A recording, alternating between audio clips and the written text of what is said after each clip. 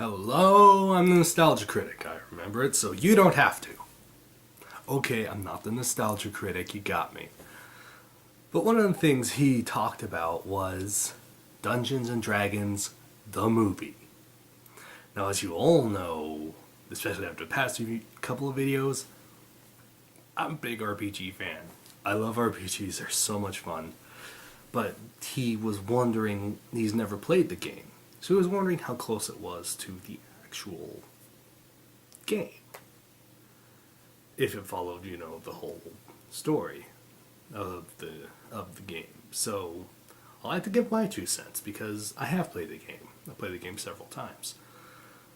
But the thing to remember about RPGs is, unlike the ones you see on the computer or on your console, the RPGs in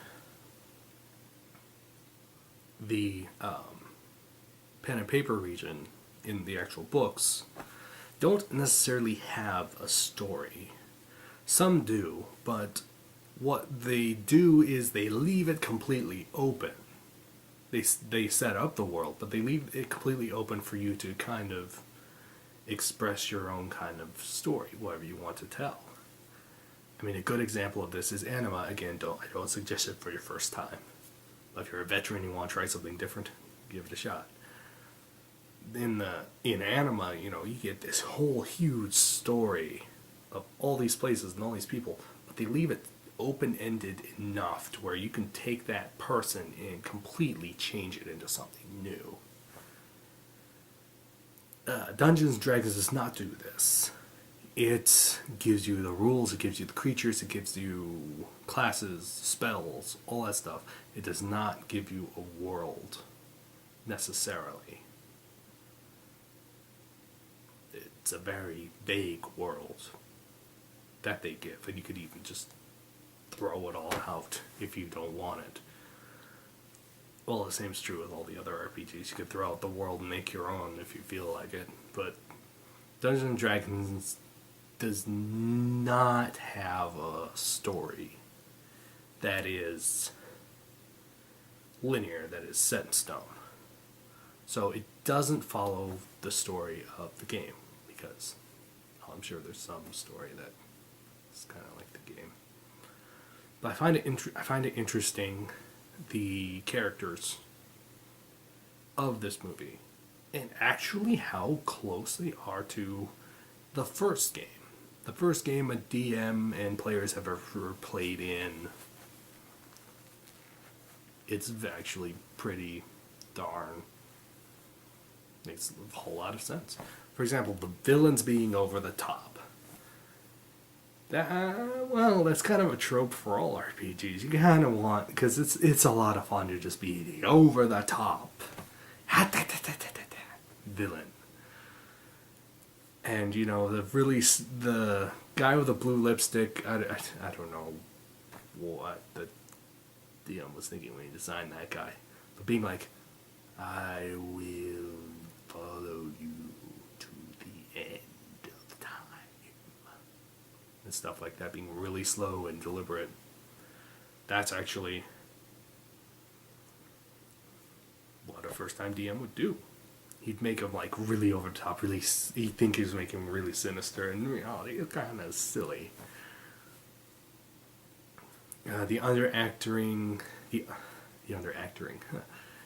Tomska just did a video about acting, but the underacting, the Empress.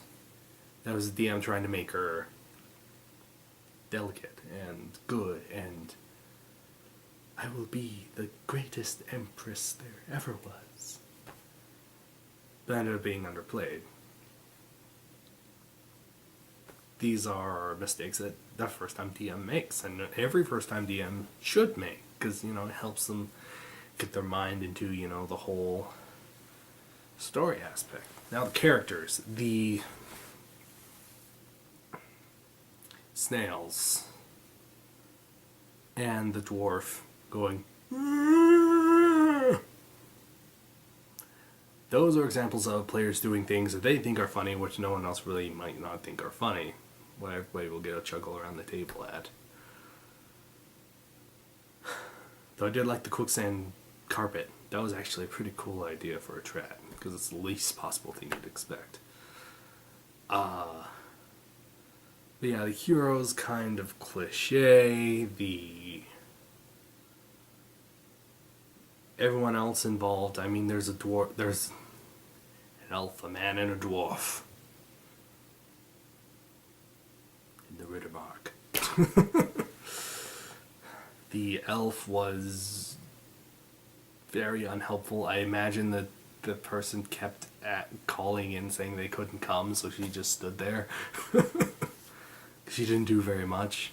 Or maybe she was just a DM's creation to make room, because Snails wasn't very effective or something. I don't know, maybe just draw that character in, then he gets waxed by the bad guy. Yes, that happens. That happened actually very recently to me in one of my games. I got whacked.